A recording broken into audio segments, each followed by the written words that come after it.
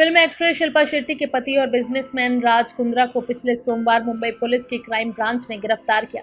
उन्हें अश्लील फिल्मों के निर्माण और बिक्री के संबंध में अरेस्ट किया गया। इस गिरफ्तारी के बाद अश्लील फिल्मों की बिक्री के इस रैकेट को लेकर रोज नए खुलासे हो रहे हैं। इस मामले में एक और चौंकाने वाला खुलासा सामने आया है।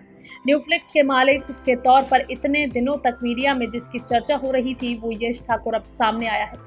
यश ठाकुर ने मीडिया से बात करते हुए स्पष्ट किया कि उनका राज कुंद्रा और उमेश कामत से कोई संबंध नहीं है। यश ठाकुर ने यह भी स्पष्ट किया कि वो न्यूफ्लिक्स के मालिक नहीं।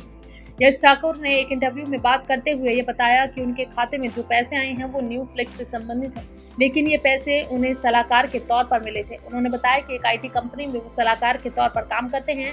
ये पैसे उन्हें सलाहकार के तौर पर दिए गए हैं। उन्होंने ये स्पष्ट किया कि उनका राज कुंद्रा और उमेश कामत से कोई लेना देना नहीं है।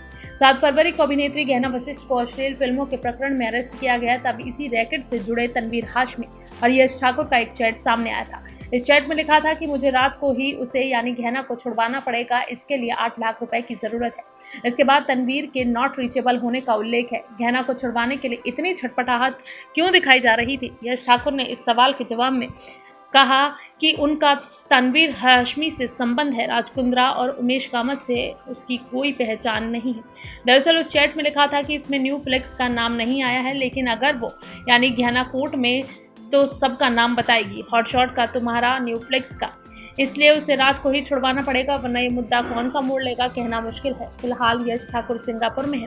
राज कुंद्रा अश्लील फिल्मों के रैकेट केस में यश की भूमिका से जुड़े कई सवाल उठाए जा रहे हैं। इसी वजह से उन्होंने अपनी ओर से सफाई दी है कि राज कुंद्रा और उमेश कामत से उनका कोई संबंध नहीं है।